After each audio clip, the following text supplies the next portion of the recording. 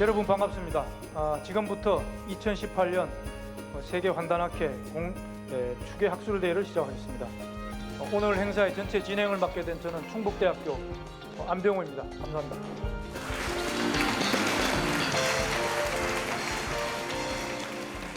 자, 오늘도 많은 분들이 우리 학술대회에 참석을 해주실 예정입니다. 하루 종일 꽉 짜인 일정 때문에 우리 참가하신 모든 분들께서 질서를 잘 지켜주시는 것이 굉장히 중요하고요. 자, 그리고 시종일관 끝날 때까지 정숙한 분위기에서 학술대회가 진행될 수 있도록 다시 한번 협조의 부탁 말씀드리겠습니다. 자, 이어서 우리 회장님의 개회사가 바로 있겠습니다. 이익환 세계 한단학회 회장님을 앞으로 모시겠습니다. 큰 박수로 환영해 주십시오. 안녕하십니까. 날씨가 좀 차가워졌는데 아침 일찍 와주신 여러 회원 여러분들께 진심으로 감사의 말씀을 드립니다. 그리고 이렇게 좋은 장소를 우리 학회를 위해서 학술대회를 할 수 있도록 허락해 주신 부경대학교 김영섭 총장님 그리고 관계자 여러분들께 진심으로 감사의 말씀을 드립니다. 그리고 또 김진기 인문사회과 학장님께서 또 적극 참여해 주시게 되어 있어서 진심으로 감사의 말씀을 드립니다. 제가 또 다른 얘기 하기 전에 많은 분들을 소개를 이렇게 좀 드렸으면 좋겠는데 귀한 손님 한 분만 제가 좀 잠깐 소개 말씀 드리고 싶습니다. 우리가 그 환단 고기를 연구하는 그런 그 중요한 일을 하는 학회인데요.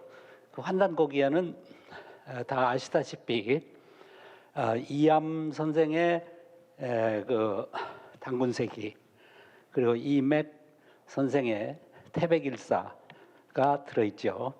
근데 그 나중에 제가 말씀드린 이맥 선생은 이암 선생의 현손이 되십니다. 그러니까 그 손자의 손자. 그리고 이 두 분이 같이 그 같은 일가이십니다. 그 고성이신데 그 후손들이 또 그 이 환단고기를 많이 연구하고 그렇게 하고 있어요. 그래 그런 그 작업들을 지원하고 또 그 이렇게 앞에서 끌어주고 하시는 고성리 씨 대종회 회장님이 오늘 좀 어려우신데도 불구하고 잠깐 나오셨네요. 그래서 그 귀한 손님이어서 잠깐 말씀 박수로 맞아주시면 좋겠습니다. 이도희 회장님이십니다.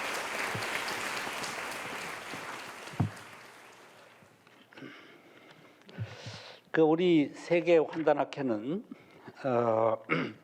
환단 시대의 역사, 종교, 철학, 정치 이런 모든 면을 연구하고 그렇게 함으로 해서 우리가 옛날의 역사를 이렇게 되찾는, 그러니까 다시 살려내는 그런 거를 주요 목적으로 하고 창립이 된 그런 학회입니다. 그래서 바꿔 말하면 우리는 이러한 그 연구를 통해서 우리 한민족의 그 역사혼을 이렇게 살려내고 또 일제 그 식민사관에 의해서 오도가 된 또 고의적으로 빠뜨려진 그런 그 역사의 부분들을 우리의 그 뿌리로 이렇게 해서 전통을 바로 세워 나가는 그런 그 막중한 사명을 지니고 있는 것이 우리 그 학회의 목적입니다. 그 일제 식민사관은 여러 학자분들께서 아시다시피 말하자면 간단한 예 몇 개만 들면 단군 신화론, 단군과 단군 조선은 신화다 이렇게 깎아내리는 일, 또 여기도 붙어 있습니다만은 또 임나 일본 부설 이 가야 부분에 가야 그러니까 이 부산이 가야의 그 고향이라고 할 수 있는 그런 곳인데요. 이런 데서 이제 우리가 와서 학술 대회를 하게 돼서 더욱 더 즐거운 그런 마음인데 일제가 만들어 놓은 역사에서는 여기에 일본부가 있었다. 그런 그 주장을 엉터리 주장을 하고 있는 그런 주장, 이런 것들이 우리는 거짓이라고 믿고 있습니다. 이런 그 역사 길이 아시다시피 그 환단고기에 들어있는 그 책자들의 다 그 힌트와 또 실제적인 그런 것들이 그 다 살려져서 알려지고 있는데 그런 거를 우리가 밝혀내고 더 확실하게 이렇게 하는 그게 중요한 목적이 되겠습니다. 그래서 이번 그 2018년 요 추계 학술 대회는 이런 그 여러 가지 그 역사적인 사안 중에서 그 또 간도와 그 간도의 그 옛날 그 국경 그런 문제 이런 것도 그 잘못된 부분이 있기 때문에 또 환단고기를 그 위설하고 지칭하는 우리 강단 사학계의 그런 거에 대해서 객관적인 그런 목적을 객관적인 그런 안목에서 대응하는 방안 이런 거를 추구하고 또 우리가 환단고기에 밝혀져 있는 홍익인간 정신이 이것이 일반적인 이상적 인간론이라는 것을 더 확실하게 우리가 더 좀 부각시키고 또 일본이 조작해놓은 일본 세기에라는 그 역사책에 조작해놓은 이 임나 그 일본부 이 문제, 오늘 이 문제에 대해서는 확실하게 아마 정리가 되는 특강을 해주시리라고 그렇게 생각합니다. 그래서 오늘 그러한 프로그램을 가지고 이 추계 학술 대회를 준비했습니다.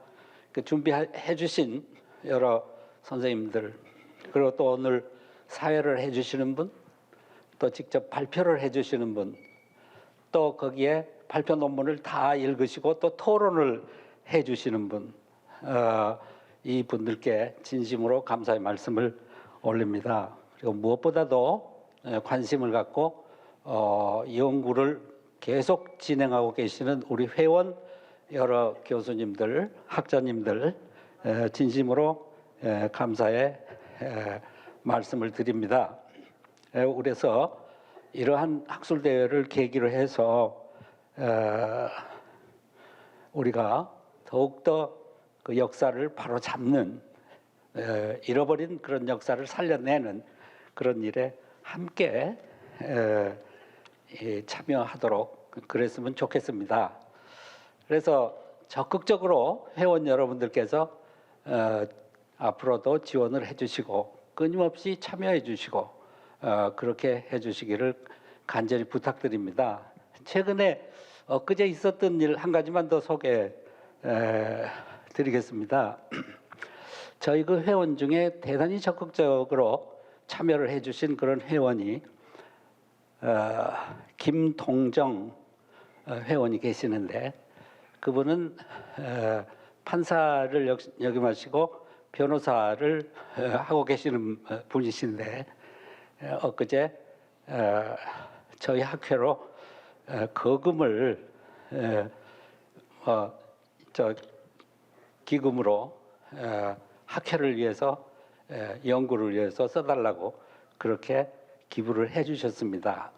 그래서 그거는 저희가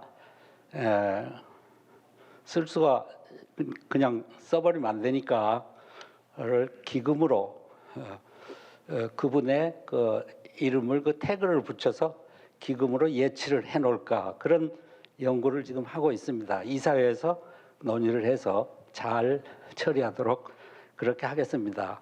이런 분들을 저희를 도와주시니까 저희는 더 힘이 많이 납니다. 그래서 여러 회원 여러분들 우리 김동정 변호사님께 여기 안 계십니다만 박수 한번 보내주시면 어떻겠습니까? 그래서 이제 환절기가 되고 이러니까 여러 회원님들 우선 무엇보다도 건강하시고 또 연구와 교육에 많은 성과를 이루시기를 바라면서 인사말을 가름하겠습니다. 건강하십시오. 네. 예, 제가 이익환 회장님의 소개 말씀을 빼뜨렸는데요. 연세대학교 명예교수님이시고 지금 세계언어학회 부회장으로 활동하고 계십니다. 자, 그러면 식전 행사를 모두 마치고요. 바로 학술 발표로 넘어가겠습니다. 이번 세션은 환단고기에 대한 역사 비평적 접근의 필요, 환단고기의 비평본 편집을 제안한다 이런 제목으로 민영진 교수님께서 발표해 주시고요. 그리고 진행은 김상일 교수님께서 해주시겠습니다. 김상일 교수님은 한국신학대학교 교수를 역임하셨고 한철학, 한사상, 동학과 신수학, 수은과 하이테드 등 수많은 저서를 통해서 우리에게 잘 알려져 있는 한국 최고의 철학자입니다. 큰 박수를 모시겠습니다.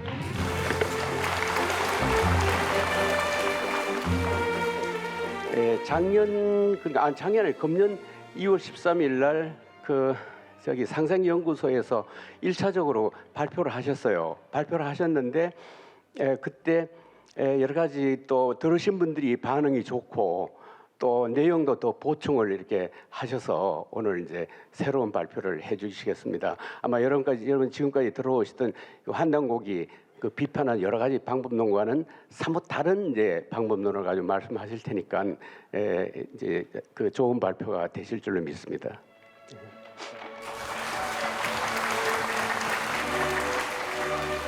안녕하십니까. 환단고기를 비롯한 문명이 우리 쪽에서 시작됐다고 하는 이와 같은 어떤 생각들, 이런 것이 여러분들만의 관심사가 아니고 어떤 경로를 거쳤는지는 모르겠는데요. 아마 김상일 박사 같은 그런 신학을 하면서 우리 신학 쪽에다가 그것을 소개한 분들도 있고 또 다른 분을 통해서도 그러한 생각이 우리나라의 이론신학, 조직신학뿐만 아니라 성서신학 이런 데도 영향을 미치고 있습니다. 예를 들면은 박순경 박사라고 은퇴한 이화여자대학교 교수로 계시던 분인데 그분이 최근에 대작을 냈어요. 삼위일체 하나님과 시간이라고 하는 그런 1, 2, 3부로 나오는 책 중에서 일부를 냈는데 거기에서도 이 환단고기 문제를 아주 긍정적으로 다루었습니다. 그래서 제가 그 책을 리뷰를 하면서 그 선생님에게 아직까지 환단고기에 대한 어떤 그 환단학회에서의 학문적 결론이 신학으로 넘어올 만큼 체계적으로 연구가 된 것 같지 않은데 미리 벌써 이렇게 인용을 하시고 또 언급을 하시고 그렇게 한 것을 제가 지적을 했습니다. 상당히 많은 분량이었어요. 그런데 이분은 부록이라고 하는 그 방대한 책에 부록이라고 하는 형식으로 이러한 것들이 우리 신학에 기독교 신학에 어떻게 영향을 미칠 수가 있고 대화가 가능한 건가 하는 이런 것을 다루었습니다. 오래전에 10여 년 훨씬 이전에 단군학회에서도 이 환단고기에 대해서 좀 비평적인 시각으로 보면은 어떠냐 하는 이제 이런 걸 가지고 저한테 참 어려운 부탁을 해와서 그때부터 제가 관심을 가지고 그 단군학회에 계시는 분들에게는 환단고기에 대해서 기독교가 구약성서와 신약성서에 대해서 역사적 비평적 방법을 가지고 연구한 19세기, 20세기 초까지의 그 연구 결과와 같은 것이 환단고기에 관해서도 있었으면 좋겠다 하는 이제 그런 말씀을 드린 것이 계기가 돼 가지고 오늘까지 이렇게 이 책에 대해서 저의 소견을 말하는 그와 같은 기회가 주어진 것 같습니다. 이번에는 좀 더 구체적으로 제가 환단고기에 대한 역사적 비평적 연구를 한 다음에 비평본을 좀 환단학회에서든가 단군학회에서든가 이것을 내어줬으면은 문외한들도 그것을 보고서 환단고기가 어떠한 책이라는 것을 알 수 있겠다. 그냥 우리가 보니까 위서론이다, 위서다, 진서다 이것만 가지고 이렇게 하니까 내용은 간대가 없고 그 형성 과정을 보면서 그냥 위서론을 강하게 주장하는 쪽도 대단히 학문적인 방법을 가지고 말하고 있고 그 반대 입장을 가지신 분들도 또 이렇게 응대를 하고 있는데 우리가 기독교 역사에서도 성경 전서에 대해서 구약 성경 안에 39권의 소책자가 들어있고 신약 성경 안에도 27권의 소책자가 들어있습니다. 이 66권의 책에 대해서 지금 환단고기를 두고 하는 논쟁과 똑같은 논쟁이 18세기, 19세기, 20세기 이렇게 있었습니다.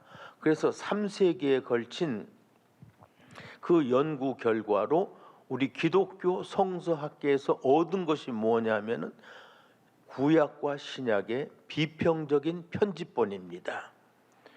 비평적 편집본이라고 하는 것은 제가 여기 드린 그 자료의 부록에 환단고기도 어떤 그 이와 같은 비평 편집을 한번 만들어 보면은 우리 같은 사람도 한번 밖에서 이렇게 들여다보고 환단고기가 어떠한 책이다 하는 그 성격을 좀 파악하고 또 그것이 지닌 가치 이런 것을 좀 평가할 수 있겠다. 그래서 밖에서 그냥 주문하는 형식으로 비평적인 편집본 그냥 그 환단고기 원본이나 혹은 번역판 혹은 주석책 말고 그 비평본을 보면은 모든 것을 다 종합적으로 보고 평가할 수 있는 그런 건데요. 지금부터 말씀드리려고 하는 것이 어쩌면 여러분들에는 생소한 용어들일 것 같아서 걱정이 지금 앞섭니다. 그런데 기독교가 성서학이 역사적 비평적 접근 방법을 썼을 때 이것은 성서신학의 방법론이 아니었습니다.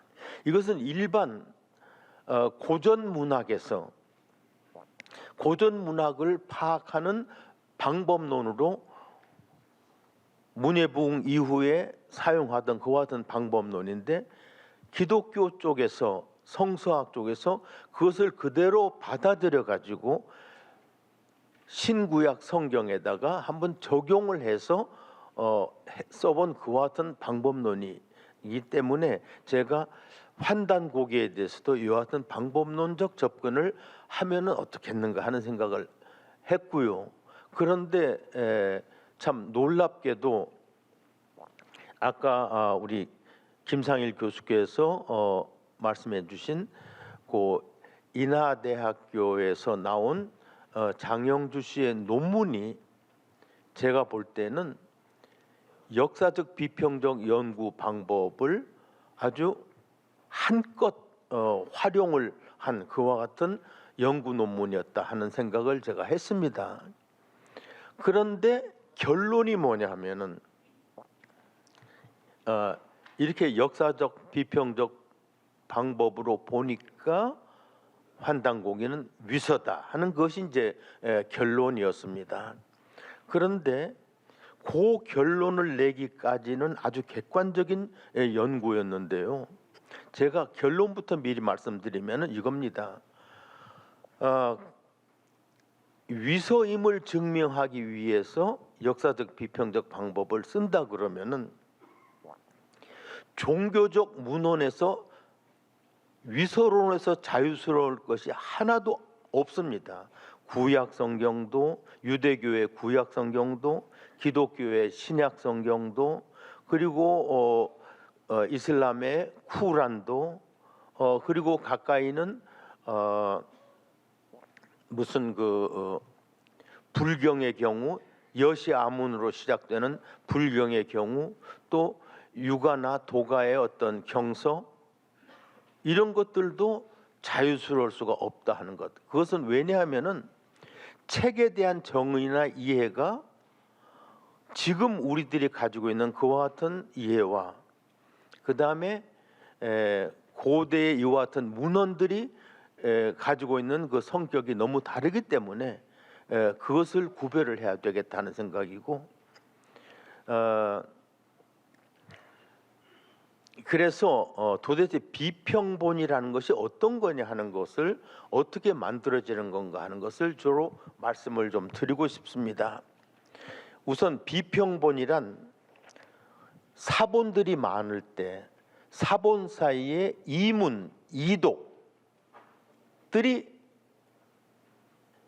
있기 마련이고, 그때 원본에 가장 가까운 사본이라고 판단되는 것을 기초 본문으로 삼고, 그래서 그것을 매 페이지의 상단에다가 편집을 하고, 그 다음에 하단에다가는 상단 하단이지만 이 비평본의 특징이, 외형적 특징이 뭐냐면은 기초 본문은 한 서너 행, 밑에 한 30여 행은 전부 다 이제 다른 사본들과의 비교를 말해주는 그런 형식을 갖기 마련입니다. 그래서 어떤 한 본문을 기초 본문으로 페이지 상단에 편집을 하고, 그 외에 다른 여러 개의 사본들과 인용 본문이 보이는 이독들은 어떤 건 난외 주기의 형식으로 본문 하단에 제시하는 그와 같은 편집 형태고, 여기에는 평가가 없고 사실만을 적시하고, 평가는 본문 비평자라든가 혹은 독자들이 할 수 있도록 이렇게 자료를 제공해 주는 것입니다. 그런데 제가 이와 같은 생각을 하게 된 것은 아까도 말씀드렸지만 환단고기를 중심으로 한 논란이나 성경을 중심으로 한 논란이나 논란의 내용이 너무나 흡사했기 때문에 환단고기에 대해서도 이와 같은 역사적 비평을 해볼 필요가 있다 하는 것입니다. 몇 가지 이제 기독교의 경전의 경우, 신약 전서의 경우 사본들이 지금 우리가 세계 학계가 가지고 있는 사본이 약 2,000여 개의 사본들이 있는데요. 단 두 사본도 일치하는 사본이 없습니다. 그만큼 사본들 사이에 이독들이 많습니다. 고의적 이독도 있겠지만 또 실수로 인한 이독도 있고 어쨌든 이독들이 많습니다. 구약의 경우는 지금 우리가 가지고 있는 10세기와 11세기 구약이 형성된 것은 기원전 10세기부터 부분적으로 형성이 됐었고 AD 90년에 유대교에서 경전이 됐었고, 그런데 우리에게 전해진 사본은 가장 오래된 것이 10세기, 기원 후 10세기의 사본이 이제 우리들에게 전해지고 있고, 그러다가 1940년대 이후에 사해 부근에서 거기서 성경 구약 사본들이 발견됐는데 그것들은 이제 기원전 2세기, 3세기, 기원전 3세기, 2세기의 성경 사본들입니다. 그거 기존의 지금 성경 사본들보다 1000년이 앞선 거지만 또 실제로 그것 성경이 생겼을 때보다는 또 1000년이나 후대의 사본입니다. 그래서 그 구약 사본만 하더라도 지금 전 세계의 그 기독교가 번역할 때, 구약을 번역할 때 대본으로 쓰는 사본이 레닌그라드 국립도서관에 보관되어 있는 사본입니다.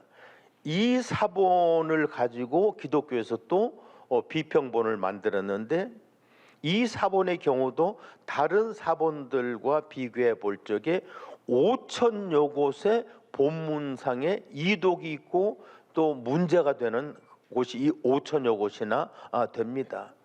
그러니까 기독교 성서학에서는 제일 먼저 무엇을 발전시켰느냐면은 본문 비평이라는 것, 서로 다른 사본들을 비교 연구해 가면서 어떤 것이 그러면 원문이었느냐 아니면 원문에 가장 가까운 본문이었느냐, 이것을 연구하는 학문, 이 본문 비평이 먼저 발달되기 시작했고요.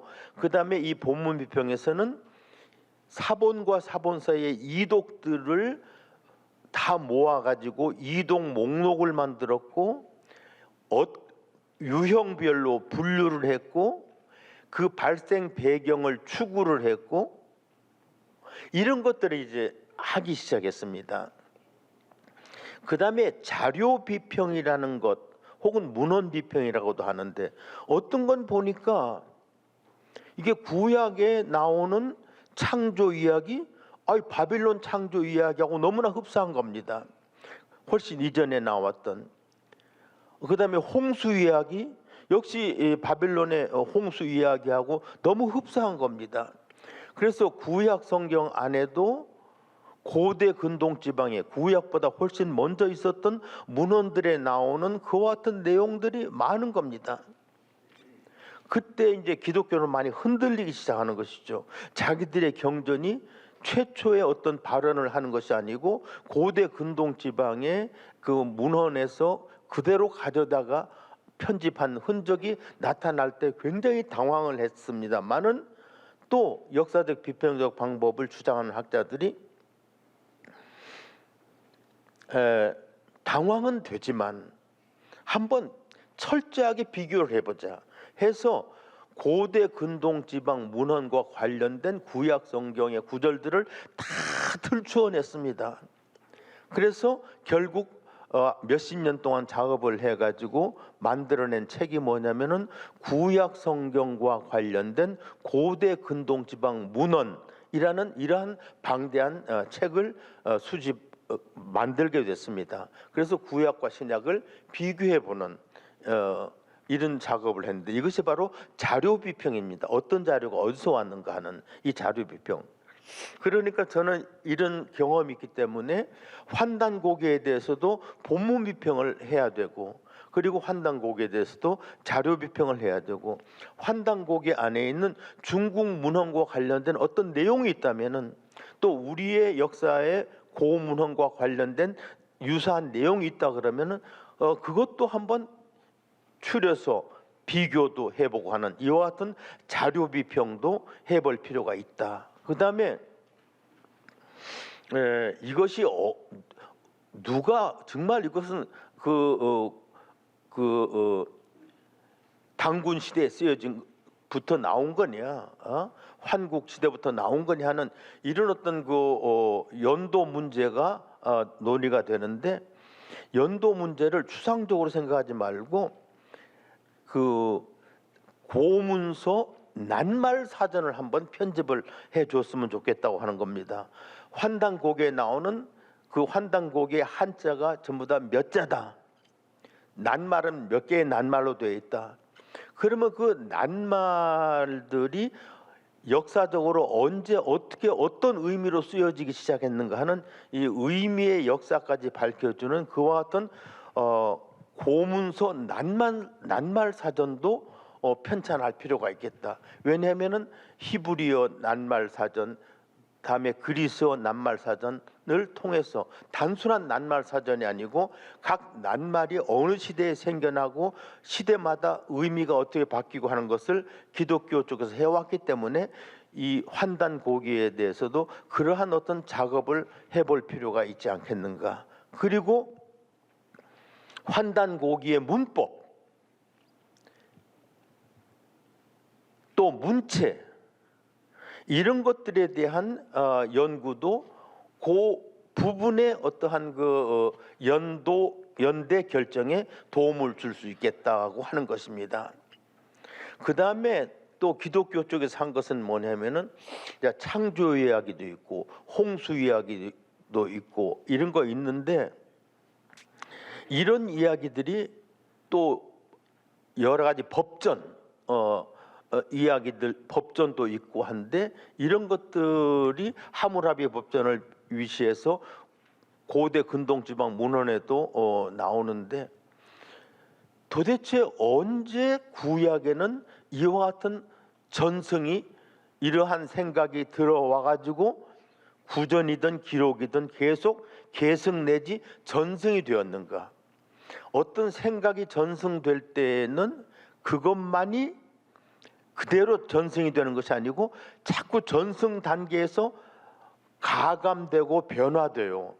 그렇다면은 이 환단고기에도 그런 것이 없는가 하는, 그것을 전승 비평이라고 합니다. 이런 것도 한번 해볼 필요가 있지 않겠는가.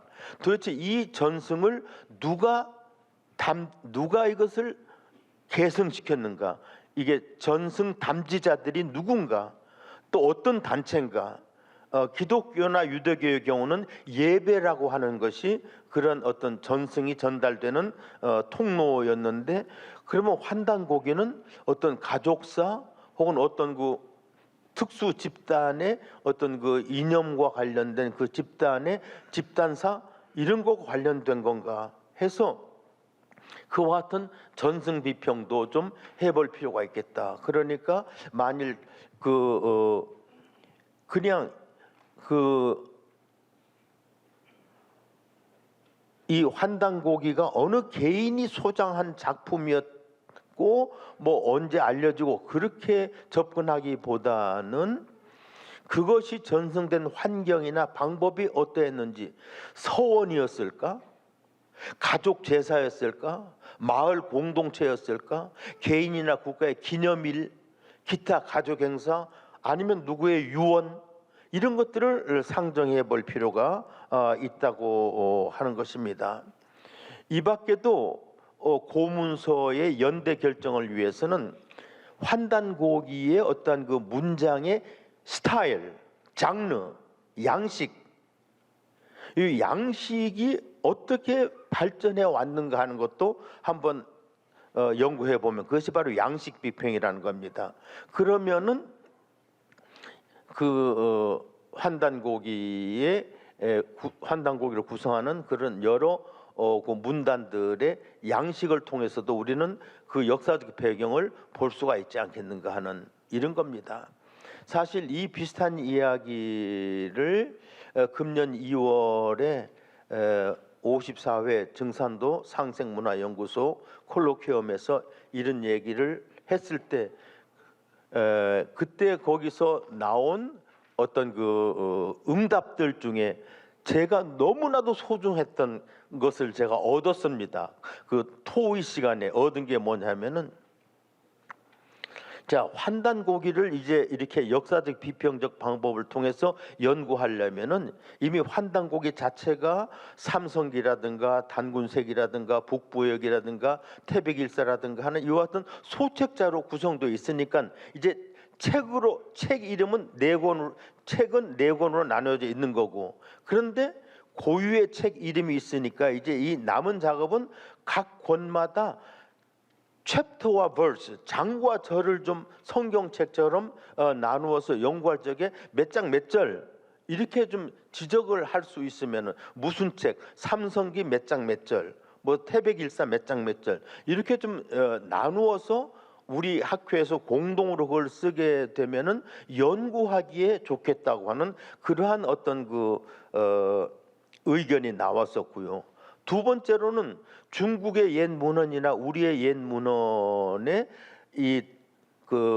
환단고기와 관련된 옛 기록들을 광범위하게 수집을 해서 환단고기와 관련된 동양의 고대 문헌이라는 그러한 자료도 한번 편집해볼 필요가 있지 않겠는가 하는 것이 그 논의에서 나왔고요. 그 다음에 마지막으로는 여러 학자들이 독자적으로 이 환단고기를 여러 가지 방법론으로 지금 몇 가지 주석이 나와 있지 않습니까? 그 주석들로만 만족하지 말고 여러 가지 방법으로 주석들을 더 다양한 방법으로 만들어 주면은 독자들에게 도움이 되겠다는 그런 어떤 그 얘기를 했던 것이 저한테는 굉장히 참 보람된 수학이었습니다. 그 다음에 이제 비평본을 만들려면은 그 기초 본문을 어떤 걸로 해야 되고 비교할 본문들을 어떤 걸로 해야 되느냐가 문제가 되는데, 여기에 대해서는 저는 그 장영주 씨의 그 인하대학의 논문 그것이 상당히 큰 도움을 주고 있어요. 그 장영주 씨가 환단고기의 성립 과정 그리고 부제로 내용 변화를 중심으로, 이 내용 변화가 이게 옛날 책이 그대로 한 글자도 안 틀리고 전달됐으면은 이거 진서로 말할 수 있겠는데, 내용이 시시각각으로 이렇게 바뀌었기 때문에 이거 위서다 하는 그거였는데, 이것은 고대의 문헌이 성립이 되고 전달되는 과정에 대한 그 고대 문헌에 대한 연구에 대한 것이 고려되지 않았기 때문에 이와 같은 결론이 나왔다 하고 저는 생각을 해봤습니다. 사실 이 연구는, 장영주 씨의 논문은 환단고기의 비평본 편집을 위한 예비 단계의 연구로서는 그 방법이 모범적이고 예문이 넉넉하고 상당히 좋은 시작을 했다, 이렇게 저는 평가를 하고 싶습니다. 거기에 보니까 이제 그 환단고기의 판본이 6개가 나와 있고, 그 다음에 처음 2개 계연수 목판본이라든가 오형기 정서본은 이미 유실되어 버리고 없고, 그래서 거기서 보니까 광호 이해사에서 나온 그 1979년에 나온 광호 이해사본, 이것이 이제 베이스 텍스트의 그 기초 본문에 구실을 할 수가 있을 것 같아요. 그러니까 이것을 매 페이지에 위에다가 편집을 하고, 그 밑에는 다른 것, 무슨 배달 의숙본 또 바뀐 것이죠. 이것을 위시한 다른 어떤 판본들, 그리고 더욱더 중요한 것은 이유립 씨가 자유지에다가 기고했던 이 마지막 것이 나오기 이전에, 환단고기가 나오기 이전에 기고했던 어떤 그 단편들 이것들이 이제 주로 중요한 비교 본문이 되는 것이죠. 그리고 또 이 밖에 그 이유립 씨가 환단고기를 출판하기 이전 1976년과 78년 어간의 전기간행물 자유주의에 기고했던 걸 쭉 이제 보니까 전부 다 19편이에요. 19편이 전부 다 이 환단고기를 인용을 하고 있는데 이것이 마지막에 나온 그 광호 이해사본하고 많이 달라요. 그래서 다른 것을 이 장영주 씨의 논문은 그걸 다 일일이 다 밝혀냈습니다. 그런데 이 19개의 그 단편들 이것도 역시 그 편집 비평본을 만들 적에 기초 본문하고 비교해 보아서 왜 이와 같은 이독이 생겼는가 하는 것을 판단하는 그 같은 자료가 될 수 있겠고요. 그 다음에 그 환단고기 이 광호 이해사본과 차이를 보이는 또 다른 저작물들이 있는데 환단 휘기라든가 그 다음에 광개토 성능 비문 석주 역주라든가 세계 문명 동원론이라든가 커발한 문화 사상사 1, 2권 여기에도 또 많이 인용이 되어 있으니까 이것들도 이제 그 기초 본문하고 비교해 볼 수 있는 그와 같은 자료가 될 것입니다. 그런데 이제 그 장영주 씨의 논문의 결론은 뭐냐면은 표면상으로 보면은 환단고기에 기록된 내용은 4,500여 년 전 이전으로 반만 년 전에까지 거슬러 올라가는 기원전 24세기 이전에 시작되는 환국 시대와 단군 시대의 역사인데 단군 47세까지의 역사만이 아니라 그 이전의 환국 시대의 일들을 기록하고 있는데 이 책이 나온 것은 반만 년이 지난 지금의 이제 20세기에 이것이 나왔기 때문에 여기에 이제 문제가 있다는 거고요. 한데 이것을 이렇게 쉽게 처리하지 말고 옛날 역사나 이런 그 종교 문헌이 이렇게밖에 구전이나 혹은 다른 전성을 통해서 때로는 비밀리에 또 이렇게 전승되는 그 과정에 대한 연구가 더 있었더라면 하는 생각이 듭니다. 왜냐하면 기독교도 마찬가지입니다. 유대교의 경전인 이 토라 창세기의 1장부터 11장까지는 천지창조에 관한 이야기니까 천지창조의 연대를 언제로 볼 겁니까? 가장 가까이에 봐도 7,000년 전. 이것은 이제 받아들이는 사람은 없습니다만은 그러나 몇백만 년 전의 역사를 몇백만 년이 지난 다음에 쓰고 있는 거예요. 그것을 목격자처럼 쓰고 있는 겁니다. 그래서 그래서 이것을 반만 년 전 역사를 반만 년 이후에 썼고 그것도 이제 여러 같은 이름의 여러 판본들이 있어가지고 내용들이 일치하지 않는 것들이 있다 하는데 그 논문을 자세히 읽어보면은 저자 자신이 이독들을 비교하면서 문구가 바뀌었다, 연대가 바뀌었다, 나라 이름이 바뀌었다, 그런 것들을 많이 지적을 했는데 문구가 바뀐다든가 이 문구가 바뀐다는 것은 문체가 바뀌는 건데 사본학에서는 문체가 바뀌는 것은 그것은 정보의 차이가 아니고 문자 그대로 문체만의 차이이기 때문에 그렇게 중요한 의미가 없습니다. 그리고 또 연도가 바뀐다, 나라 이름이 바뀐다, 숫자가 바뀐다 하는 것은 좀 이제 더 관찰을 할 수가 있는 거지만 그런데 중요한 것은 이 연구에서 이런 차이점을 말하면서 장영주 씨는 거기서 차이점을 말하면서 별 큰 의미는 없는 차이라고 하는 말을 여러 번 반복을 하기 때문에 저도 그래서 그것을 그대로 많이 인용을 했습니다마는 별 큰 의미도 없는 그와 같은 자구의 차이라든가 혹은 나라 이름의 차이라든가 혹은 숫자의 차이 이런 것들이 위서론으로 결론을 내리지 말고 어떤 전승 과정에서 어떤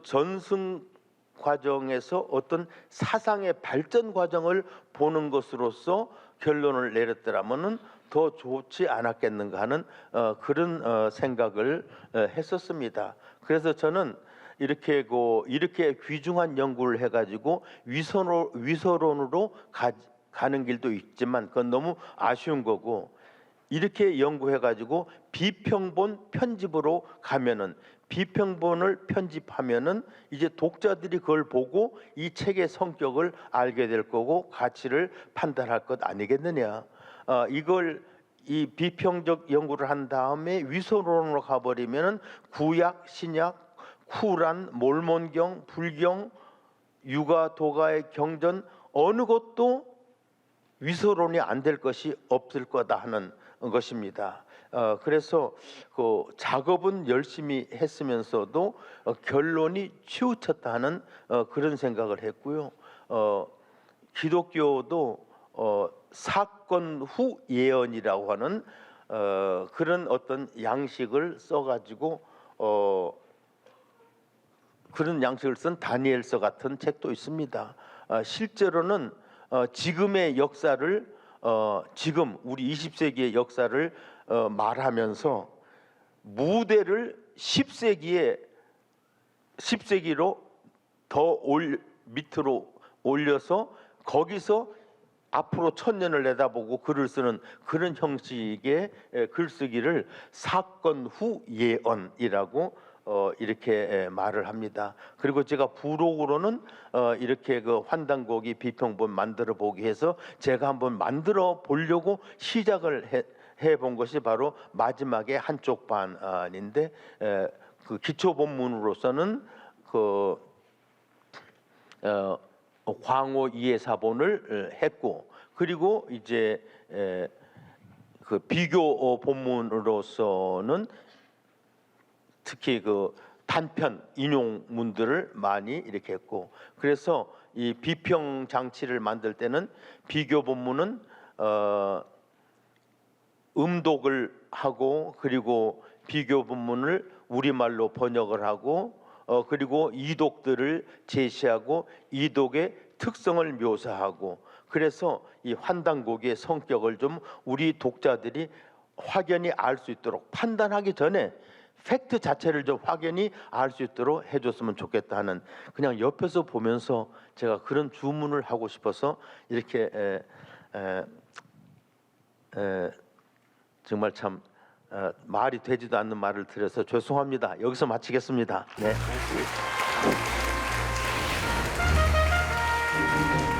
안녕하십니까. 전남과학대학교에 근무하고 있는 정건재라고 합니다. 기존의 옥문화가 이 여화 지역에서 대량으로 출토가 되면서 단일 문명론, 황화 문명론이 사라지게 되었고 다원 문명론으로밖에 갈 수 없었던 이런 역사적인 대격변기에 해당된다고 보시면 되겠습니다. 따라서 신석기 시대와 청동기 시대로 들어오는 이 동아시아의 역사적 대격변기에 결국에 우리는 옥문화를 들여다봄으로 인해서 우리의 역사를 바로 들여다볼 수 있는 뭔가 하나의 전환점이 마련되지 않았는가 생각을 합니다. 제가 오늘 말씀드릴 이 동이족의 옥문화는 우선 연대적으로 말씀드릴 때 기본적으로 중국의 학자들의 그 역사적인 연속선상, 그러니까 9,000년에서 6,000년 전 또는 8,000년 전에서 3,000년 전 이와 같이 상당히 긴 시간 동안의 역사적 시간적 그 연대적 공간을 갖고 있다라는 이야기입니다. 그래서 그 양백달 교수는 순우기고라는 논문에서 신라 문화 이후에 3000년간의 지속적인 발전을 했었다. 그리고 중국의 소병기 교수는 8000년 전에서 약 2000년 전까지 약 5000년 동안의 지속적인 발전을 했었다라고 이야기할 정도로 요하 지역에서는 장기간에 걸쳐서 일관된 역사가 진행되었다고 말씀드릴 수 있겠습니다. 그러면은 연대와 지리적인 공간이 특정한 데에서 옥기가 나왔는데 그 옥기에 관한 언어 주체들이 동의어를 사용했다고 하는 최근의 연구 결과가 나와 있습니다. 그러니까 예를 들어서 의무려산의 순우기다 라고 하면은 그 의무려산, 순우기, 의무려산 여러분들 기억들 많이들 알고 계실 겁니다. 그런데 의무려산은 중국의 문헌 기록에도 나와 있고 중국의 학자들도 주장하기를 부여산, 부여의 음차, 부여라는 음을 한자로 옮겨놓은 것이다라고 나와 있습니다. 그러면은 그 9000년 전에서 4000년 전, 3000년 전까지 내려오는 그 장기간에 걸친 옥문화 주체들이 사용했던 언어가 그 지역에서 동의어를 사용했었다라는 겁니다. 그리고 그 동의어로 이름을 지금도 남기고 있다라는 이야기입니다. 그건 부여산, 의무려산에만 국한된 이야기가 아니라 순우기라고 하는 옥기에 대한 총칭, 전체를 칭하는 명칭도 또한 동의어라고 합니다. 그러면은 연대를 거슬러 올라가면은 이미 9000년 전에서 8000년 전부터 지금 현재까지도 중국의 한자로 쓰여져는 있지만은 그 음가는 동의어의 음가를 아직도 갖고 있다라는 이야기입니다. 이 정도 되면은 연대, 그 다음에 지리적 공간, 그 다음에 언어가 동의어를 사용하는 옥문화 주체들에 의한 역사가 신석기 시대로부터 청동기 시대에 걸쳐서 일관되게 진행되어 온 역사라고 충분히 말씀드릴 수 있다라는 겁니다. 그 근거로 유물로는 홍산문화 유적지를 여러분들이 잘 아실 겁니다. 그리고 거기에서 나온 옥기 유물, 수많은 옥기 유물들을 들 수 있습니다. 그래서 이것은 문헌 자료로도 입증이 되고 유물 유적과 그리고 신석기 시대 문자 이전에 그리고 문자 이후의 시대까지로 일관되게 연결된 중국의 황하 문명과는 분명히 다른 동이족의 문화 주체에 의한 옥을 가지고 사회를 구성했던 옥문화 사회가 있었다라고 말씀드릴 수가 있겠습니다. 그래서 그 부분에 관해서는 이전에 이미 옥 토템 사회라고 말씀드렸듯이 옥기를 숭배했던 동이족의 문화였다라고 이렇게 말씀드릴 수가 있겠습니다. 그러면 이번에 발표하는 것은 이와 같은 단순하게 홍산 문화와 흑피용 문화의 옥기 유물에 대한 문헌 근거를 찾아냈다라고 말씀드릴 수 있어서 이번에 논문을 통해서 보고를 드리게 된 겁니다. 그 결과 이 문화는 분명히 동이족의 옥문화였다라는 것이 결론입니다. 그래서 그 문헌 근거를 첫 번째로 보면은 사고전서에 수록되어 있는 송대의 노사에 보면은 삼조 원래 옥으로 점을 치고 와조, 그다음에 기와, 원조가 있었는데 이것은 이미 선왕대에 점치는 문화가 있었다. 그런데 그 점치는 문화 가운데 옥조, 원조, 와조가 있었고 그 옥조에 대한 명칭은 또한 전욱 고양 임금에 의해서 옥조라는 명칭을 사용하게 되었다라는 겁니다. 그런데 문제는 전욱 고양입니다. 산해경에 보면은 전욱 고양은 출생지, 성장, 그리고 예를 들어서 활동했던 곳, 그리고 하늘을 관측했던 곳, 그 기록이 산해경에 나와 있을 뿐만 아니라 최근에 한국에서 우리 조선 세종조의 이순지가 쓴 천문류초에 상고해에 이름이 갑인년에 갑자월 초 하루 동짓날 한밤에 오성이 자방에 합하였다라는 기록이 있습니다. 조선 세종조의 이순지가 쓴 천문류초에 나와 있습니다. 이것을 우리 박석재 박사님하고 황보승 선생님이 천문류초의 오성개합 기록 등 오성결집 현상 분석이라는 논문에서 제가 그 근거를 확인할 수 있었습니다. 그러면은 사망오제의 전설과 신화의 주인공이었던 전욱이 천문학을 오성이 자방에 합한 기록을 했던 천문 기록 관측을 한 역사적 기록을 남긴 역사적 인물일 가능성이 높다라는 이야기입니다.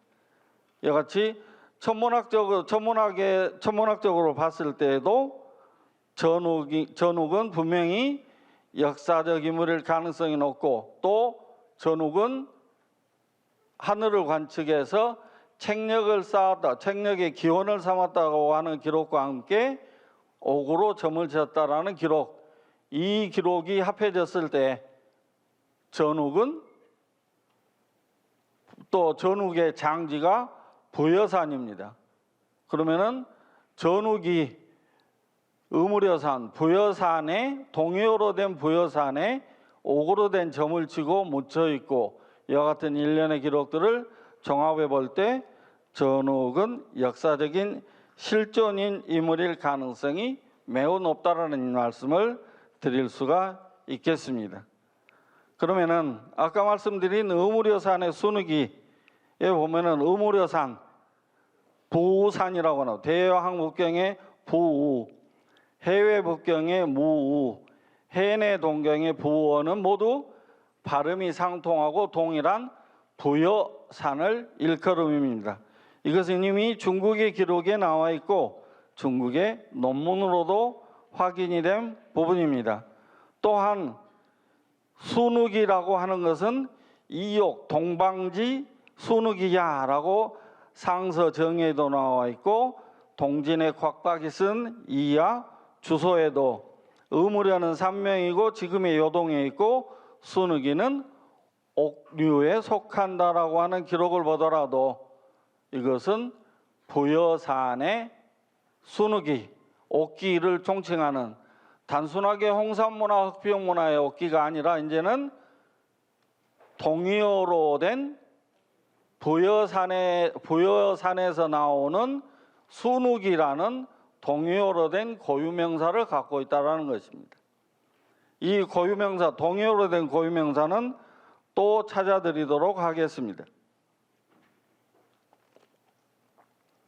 그러니까 결국에 홍산문화의 흑비용문화의 유적지 유물을 입증할 수 있는 문헌기록을 찾아냈다라고 하는 이야기입니다. 그래서 산해경에 보면은 대황 북경에 아주 놀라운 기록이 나옵니다. 대황의 한가운데 불함이라는 산이 있고 숙신시 국이 있다. 짐승의 머리에 뱀의 몸을 한 것이 있는데 이를 금충이라고 한다. 저도 이 사료를 발견하면서 깜짝 놀랐습니다. 수수사신이라고 하면은 짐승의 머리에 뱀의 몸입니다. 그래서 그걸 바이두에 들어가서 찾아보았습니다. 그랬더니 크게 다를 바가 없는, 지금 현재 중국이 홍산 문화의 상징으로 내어놓고 있는 옥룡을 이야기하고 있는 것이었습니다. 그러니까 옥룡이라고 하면은 일반 명칭입니다만은 이제는 숙신국에서 사용하던 고유명사 이름 금충이라고 이렇게 되어 있다라는 겁니다. 그럼 여러분들은 잘 아시지 않습니까? 숙신국은 어느 나라의 또 음차 음역입니까? 조선 아닙니까? 조선의 금충이었다라고 저는 현재 해석을 하고 있습니다. 여러분들 생각들은 어떠신지요? 그래서 만주원류고에 보면은 그 주신 숙신이 조선의 음이 서로 통하고 바뀌고 있다는 것을 밝혀놓고 있습니다. 읽어보겠습니다. 금해선조는 말갈부에서 나왔고 옛 숙신 땅이라고 한다. 만주는 옛날 주신에 속한다고 정했는데 후일 만주로 이름이 바뀌었고 실은 옛 숙신은 주신의 음이 바뀐 것이다. 우리가 쓰고 있는 조선의 음가와 거의 다르지 않음을 정인보, 안재홍, 제시가 숙신을 중국 고서에서 출현하는 주신, 식신, 직신 등과 마찬가지로 조선을 음사한 것으로 파악들 하고 있습니다. 그러니까 이 여러분들이 알고 계시는 홍산문화, 흑피용문화의 C자용 옥룡은 실은 조선의 금충이라는 문헌 기록을 갖고 있는 유물이라는 이야기입니다.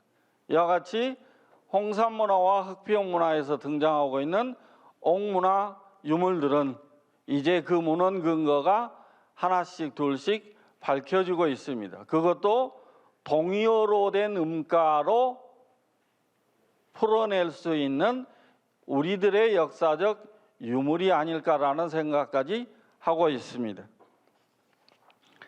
자, 이와 같이 홍산문화와 흑피용문화에서 상당한 양으로 쏟아져 나오고 있는 조형미가 뛰어난 이 옥기들, 만들었던 그 옥 문화사회, 그러니까 옥을 토템으로 하면서 동물 토템과 결합되었던 이 사회는 시족사회 단계에서 부족사회, 부족국가 단계로 발전해 나가는 단계를 옥기가, 옥유물이 그 시대적 변화 과정을 발전적으로 단계적으로 보여주고 있다라는 말씀을 드릴 수가 있겠습니다. 흔히들 뱀 토템으로 가면은 시족사회 단계에서는 복희, 부족사회 단계에서는 태호복희로 가면서 용사로 등장을 합니다. 그러면은 혹시 뱀 토템과 옥 토템이 결합해서 등장한 태호복희 시절에 옥으로 점을 쳤었고 그 옥으로 점을 치는 과정에서 등장했던 옥룡일 수도 있겠다라는 생각을 하고 거기에 명칭이 숙신국의 금충일 수도 있겠다라는 생각을 합니다. 네, 더더욱 놀라운 것은 이 C자형 옥룡은 지금 현재에도 중국 안에서도 출토품이 한 점도 없습니다. 오히려 중국도 어려움을 겪고 있습니다. 홍산문화 옥유물 기념 우표를 내면서 용, 봉, 인 세 개를 내놓았는데 옥룡은 빼놓을 수밖에 없었습니다. 아마 산해경의 기록을 의식했던 것이 아닌가 싶습니다. 자, 이 수수사신에 해당되는 이 금충, 옥룡이라고 하는 이 머리 부분을 생각하시기 바랍니다. 사회가 신화적 발전 단계에서 동물에서 반인반수에서 넘어가면서 인간의 인체의 머리나 신체의 일부가 동물과 결합을 하는 단계에서가 등장을 합니다. 근데 놀랍게도 사람의 머리에 뱀의 몸을 한 형상이 고구려 고분벽화에 등장을 합니다. 우리는 해신, 달신, 중국층에서는 복희, 여화라고 한답니다. 그래서 뱀 토템이 이렇게 되어 있고 이러한 뱀 토템에서 그 용으로 발전하는 단계에서 등장했던 이 옥룡은 우리나라의 경향신문 89년도 기사를 보면은 옥룡은 구분옥으로 변형되어 만주, 한반도, 일본 등지에서도 유행했다고 나옵니다. 그러면은 이 옥룡이라는 이 옥문화 자체가 국제적인 성격을 갖고 있는 문화라는 것도 여러분들이 충분히 이해를 해 주시기 바랍니다. 특히 한반도와 일본 열도에서는 고곡이 널리 유행하게 되었고, 이 고곡은 한반도와 일본 열도에서는 모자 고곡, 딸린 고분옥이라 그래서 고곡이 큰 고곡 하나에 작은 딸린 고곡들을 붙여놓은 아주 독특한 형태로까지 발전을 하고 있습니다. 자, 여기에서 옥룡은 고곡으로 유형됐고, 또한 이러한 옥문화는 당시에 한반도를 중심으로 보았을 때 한반도의 서해안, 그러니까 황해 지역의 중국 대륙 쪽과 한반도 서해안 지역의 옥문화 유물들이 거의 같은 고곡, 그 다음에 관옥, 대롱옥이 출현하고 있습니다. 이것은 우리나라의 동해안과 일본 열도에도 똑같은 고곡이 출현하고 있는 것과 같습니다. 그래서 양자강 유역에도 이 옥귀걸이입니다. 그리고 대롱옥, 관옥이 나오는데, 문제는 이 관옥이라고 하겠습니다. 관옥은 일본의 여러분들 야요이 문화 하면은 흔히들 그냥 한반도에서 건너간 것이라고 이렇게 되어 있는데, 일본 시모노세키 해안가에 2100년 전에서 2000년 전 유적지가 발견되었습니다. 거기에는 두개골을 2차 장례를 지낸 유적지입니다. 근데 두개골들이 한쪽 방향으로 앞으로 나란히 일을 하고 있었습니다. 어느 쪽으로 향하고 있었을까요? 거기에 관련된 기사가 여기 한겨레 2004년도 기사인데, 2100년 전, 2000년 전 하면은 한반도 서남부 마한과 일본 야요이에 대한 문화 전파를 결정지을 수 있는 역사적인 방향성과 상징성을 결정하는 아주 중요한 시기이기 때문에 제가 그 기사를 한번 읽어드리도록 하겠습니다. 이 유적지는 일본의 시모노세키 도이가하마 유적입니다. 기원전 3, 4세기에 한반도로부터 건너가 벼농사를 가르쳐준 사람들로서 농경을 중심으로 한 야요이 문화를 일군 지역이다. 도이가하마 해안의 인골이 바로 이 야요이인들인 것이다. 그들이 20도 각으로 향한 서북쪽은 바로 한반도에서 초기 벼농사를 가꾼 호남 일대, 즉 발해 방향이며, 그 방향으로 머리를 돌린 것은 고향을 그리워하는 수구지신과 영혼을 고향으로 날려보내려는 바람에서였을 것이다. 그러니까 일본 문화의 방향성, 시모노세키, 히비키나타, 도이가하마 유적지를 비롯해서 후쿠오카시에 있는 요시다케 유적을 보더라도 중심묘에서는 분명하게 일정한 방향성을 확실하게 띠고 있습니다. 그럼 어디를 향해 있는가는 이 도이가하마의 2차 장례의 두개골들이 향한 그 방향선상에, 연속선상에 있다라고 봅니다. 여러분들은 어떻게들 생각들을 하시는지요? 근데 그 지역에서 바로 뭐가 나오냐? 고곡이 나오고 대롱옥이 나옵니다. 그 고곡과 대롱옥 가운데에서 대롱옥은 일본에서 야요이 시대부터 한반도에서 건너간 새로운 기술에 의해서 만들어져서 일본 열도 큐슈 지역에서 출토되고 있는 유물입니다. 그리고 일본 안에서 만들어졌던 유물이 아니라 한반도에서 벼농사와 함께 건너갔던 유물이라는 것입니다. 이제 옥문화 하나를 가지고도 여러분들이 충분히 고인돌, 청동검, 청동거울, 벼농사, 옹관묘 등으로 충분히 설명도 가능하시겠지만 그보다도 구체적으로 설명할 수 있는 것이 바로 이 고곡과 대롱옥이라는 겁니다. 옥문화라는 새로운 역사 코드가 결합이 됨으로써 한반도의 역사의 유구성과 중국과 일본 열도에 끼어 있는 역사가 아니라 독자적인 문화를 유지하고 일본의 야요이 문화의 형성에 결정적으로 영향을 주었다고 증명할 수 있다는 것입니다. 여기 제 바로 눈앞에 가야와 임나의 역사 진실을 밝힌다라고 하는 엄연한 숙제 앞에 저도 앉아있는 역사학자입니다. 임나의 공세를 막으려면은 가야가 바로 바다 건너기 때문에 엄청나게 중요합니다. 그리고 또 마한의 옥문화도 중요합니다. 왜?